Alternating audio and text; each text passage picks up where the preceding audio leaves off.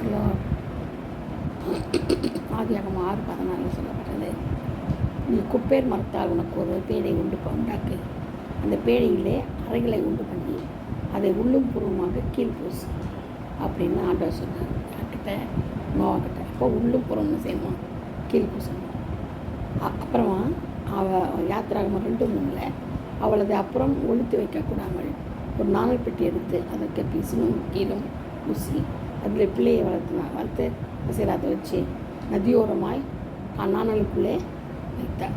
என்ன பண்ண? உள்ளும் புறம்னு செய்யறாங்க, கீழ் பூசுறாங்க. குழந்தைய அனுப்புறதுக்கு மோசேன்னு இல்லையா? யாக்கோபு தன் தகப்பனாக ஈசா கண்டையில் கிட்ட போனான். அவன் தடவி பார்த்தபோது சத்தம் யாக்கோபின் சத்தம், கைகளோ ஏசாவின் கைகள்ட்டு சொல்லி பார்த்தீங்களா? உள்ள ஒன்று வெளியே ஒன்று.